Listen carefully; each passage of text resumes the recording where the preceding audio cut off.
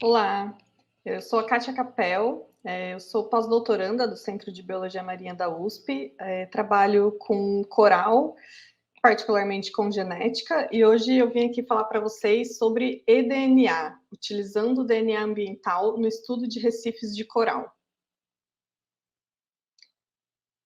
Então, nessa aula de hoje, a gente vai entender um pouquinho o que é o DNA ambiental, né? Como é que a gente estuda esse tal DNA ambiental e para que ele serve, né? Quais são as aplicações e por que ele é importante para a gente estudar os recifes de coral.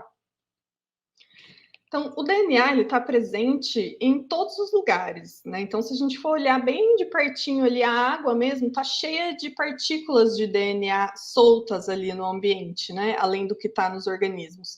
Então, o que a gente chama de DNA ambiental é, na verdade, todo esse DNA que está ali numa amostra de água, por exemplo, né? Então, esse DNA ele pode estar presente tanto dentro de organismos, que são organismos pequenos ali, desde vírus, bactérias, ou zooplâncton, fitoplâncton, ou ele pode estar presente na forma de DNA livre, né? Então, esse DNA pode estar tanto livre na água, ele pode estar livre, mas preso em partículas de areia, ele pode estar dentro de organelas, né? Depois que as células estouram, depois que o organismo morre, ele pode estar presente na forma de larvas de gametas, de fezes. Então, todo esse material genético que está ali livre no ambiente é o que a gente chama de DNA ambiental.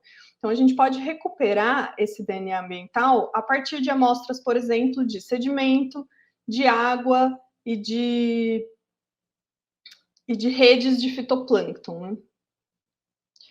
Então, aqui só alguma curiosidade, né? Todos os organismos vivos, eles estão constantemente trocando de células. Então, a gente tem perda de células a todo momento, né? A gente, por exemplo, os humanos, a gente perde cerca de 500 milhões de células por dia. Então, tudo isso vai parar no ambiente, né? Junto com esses outros materiais que eu comentei.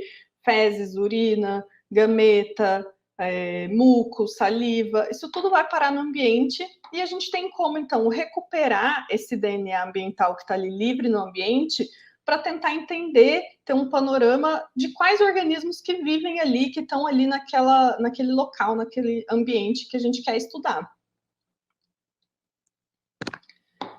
Então, o tipo de amostra que a gente utiliza para estudar esse DNA ambiental é bem variável, né? A gente pode coletar solo, a gente pode coletar amostras de água doce, de água do mar, de vegetação, até do ar e da neve, a gente consegue recuperar o DNA ambiental, né? Ou seja, essas partículas de DNA que estão livres ali no ambiente.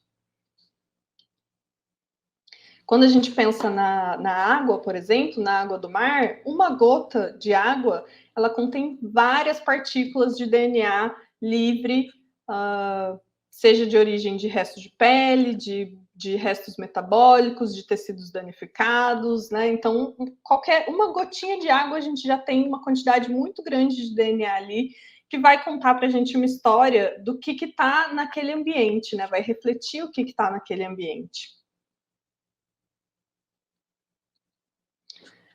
Então, agora que a gente sabe um pouquinho o que é o DNA ambiental, né? Então, como é que a gente estuda esse DNA ambiental? Né? Primeiro, a gente precisa fazer a etapa de amostragem, ou seja, a gente vai até o ambiente e coleta uma amostra do ambiente. Então, a gente pode coletar sedimento, a gente pode coletar água, a gente pode coletar fezes ou algum produto animal, né? Como eu mencionei.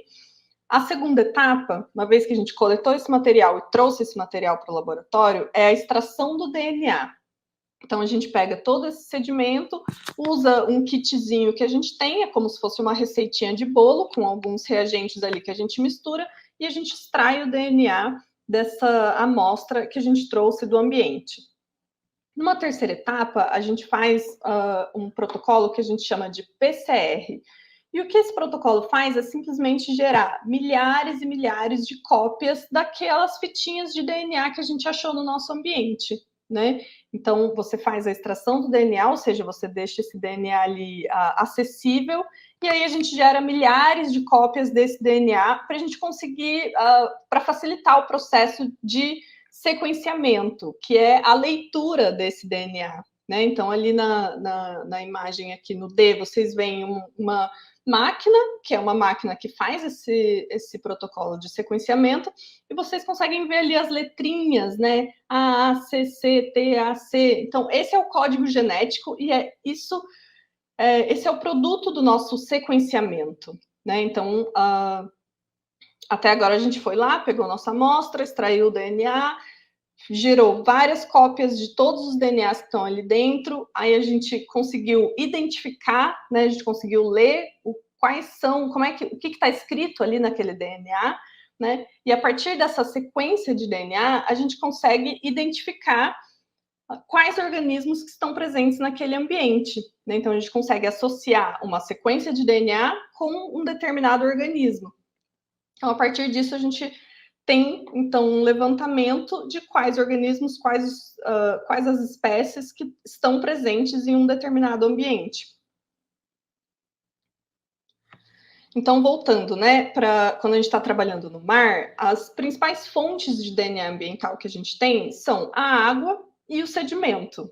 Né? Então, para isso, a gente tem algumas formas diferentes de coletar as amostras, o que vai depender, claro, de qual que é o nosso objetivo final. Né? Então, quando a gente quer coletar amostra de água, a gente pode tanto ir lá pegar uma garrafinha e pegar uma amostra de água, ou a gente pode passar uma rede de plâncton, né, que é uma rede, é um filtro, que vai filtrar todos os organismos pequenininhos que estão ali, vai concentrar esses organismos numa garrafinha, né, uma outra forma de se coletar. Para o sedimento, a gente também pega, simplesmente, a gente pode pegar manualmente uma amostra, ir até lá e pegar com um potinho, encher de sedimento e fechar. Ou quando a gente está trabalhando com grandes profundidades, tem outros equipamentos mais elaborados para se fazer esse tipo de coleta. Né? E a partir disso, então, a gente consegue identificar tanto organismos específicos, né? A gente consegue identificar organismos que a gente tem interesse em saber se estão naquela região ou não, ou a gente consegue ter uma abordagem mais geral para saber quais os organismos que estão presentes ali naquele ambiente de maneira geral, né? Quando a gente não tem um alvo específico. Então, aqui só para mostrar para vocês como que seria um protocolo de coleta de água, né? Então, a gente tem primeiro ali a garrafinha, você mergulha a garrafinha, coleta uma amostra de água. A segunda etapa é filtrar essa amostra, né? Então, essas garrafinhas ali que vocês estão vendo na segunda imagem, elas servem para isso. A gente coloca a água ali naquela garrafinha de cima, essa água vai passar por um filtro, então todas essas partículas de DNA que estão livres ali na água, ou todos os organismos pequenos que estão presentes ali na água vão ficar presos nesse filtro, né? Então, depois a gente pega esse filtro, traz para o laboratório e extrai todo o material genético, todo o DNA que está presente ali naquele filtro. Depois, então, dessa etapa de coleta, extração, a gente tem, né, como eu falei, a PCR, que a gente gera milhões de cópias daqueles fragmentos, o sequenciamento e a identificação. Né? Então, aqui é legal lembrar disso que eu falei, que você tem duas formas de se analisar um DNA ambiental. Né? Você pode fazer o que a gente chama de DNA barcoding, que é quando você quer identificar um organismo só. Né? Então, esse barcoding que a gente fala, ele é baseado numa ideia de um código de barras, como se cada organismo, cada espécie tivesse o seu próprio código de barras. Né? Então, o que a gente faz, esse código de barras, no nosso caso, é o DNA, é essa sequência de DNA que a gente tem. Então, a ideia de DNA barcoding é pegar essa sequência de DNA e identificar a qual organismo ela pertence. Né? Então, é bem parecido com essa ideia de código de barras. Você lê um código de barras e ele vai te dar uma informação. Você lê a fita de DNA, a sua sequência, e isso vai te dar uma informação de qual organismo que está lá. A gente fala barcoding quando a gente quer identificar um organismo específico. Né? Então, tem protocolos que a gente consegue identificar organismos específicos. E a gente fala em meta-barcoding quando a gente quer identificar todo mundo que está ali naquela amostra. Né? Então, você não tem um alvo específico, você quer identificar todo mundo que está ali. Você quer gerar sequência de todo o DNA que está presente ali naquela amostra. Então, para isso, a gente chama de meta-barcoding. E aqui na figurinha de baixo, então, só para mostrar a sequência que a gente gera, né? E a partir dessa sequência, então, tem todo um trabalho de bioinformática, ou seja, trabalho no computador ali para a gente conseguir identificar as espécies que estão presentes ali naquela amostra. Aqui, então, só para destacar, né, como é que é esse protocolo de meta-barcode, né, você consegue, a partir de uma amostra com vários indivíduos, identificar todo mundo que está ali, né? Então, esse método ele envolve a coleta de vários espécimes que são homogeneizados, ou seja, todo mundo misturadinho ali, você extrai o DNA ali de todo mundo, gera milhares de sequências de todas as fitinhas de DNA que estão ali e vai conseguir identificar todo mundo que está ali na sua amostra. Então, a gente tem essas duas abordagens, né? Uma abordagem mais geral, que a gente consegue identificar todo mundo que está ali, a gente usa essas técnicas de meta-barcoding, você não tem um alvo específico, né? Essa abordagem ela é ideal para avaliações iniciais, por exemplo, né? Quando você quer saber de fato quem que está ali, fazer um levantamento de biodiversidade, né? E a gente tem métodos que são mais específicos, né? Quando você tem espécies de interesse, sejam elas espécies exóticas, espécies raras ou espécies importantes economicamente, que você quer saber se tem aquela espécie ali naquele ambiente, né? Você usa essas técnicas que são específicas e usa algumas técnicas de amplificação um pouco diferentes, né? Então, a PCR, a gente usa o que a gente chama de PCR quantitativo, né? Que diferente daquela lá, que você gera milhões de cópias do seu DNA, nessa daqui, você também vai gerar milhões de cópias, mas você consegue saber quantas cópias estão sendo geradas. Você tem uma noção de quantidade, do que está sendo copiado ali, né? Então, isso reflete um pouco o quanto tinha daquele organismo específico que você está interessado no ambiente. Então, a partir dessas sequências, né, quando a gente recebe essas sequências, como eu falei, tem todo um trabalho de bioinformática, né? Então, a gente analisa ali, faz umas filtragens, tira algumas sequências que não são muito confiáveis, e a partir disso a gente consegue, então, comparar com um banco de dados e identificar quais espécies estão presentes ali. Então, a gente consegue detectar a espécie, a gente consegue identificar taxonomicamente, a partir disso, a gente consegue ter ideias, então, de distribuição, onde essas espécies estão distribuídas ali no ambiente, né? Como é que é a diversidade dos ambientes que você está analisando. Então, essa técnica de DNA, de utilizar o DNA ambiental, ela gera resultados bem interessantes, né? Um dos principais desafios ainda para se usar esse tipo de abordagem é ter um banco de dados que realmente completo e confiável. Né? Então, para que a gente consiga identificar esses organismos, a gente tem que ter esses organismos já previamente identificados num banco de dados, né? Porque a gente compara todas essas sequências que a gente gera com um banco de dados. Então, a gente depende de ter um banco de dados amplo, né, completo, o que a gente ainda não tem, mas é uma coisa que vem sendo trabalhada há muito tempo, né? Então, conforme essa metodologia ela é recente, então, isso ainda é um desafio, mas ela tem crescido, né? Então, a gente tem conseguido aumentar o nosso banco de dados e aumentar a confiabilidade das nossas identificações.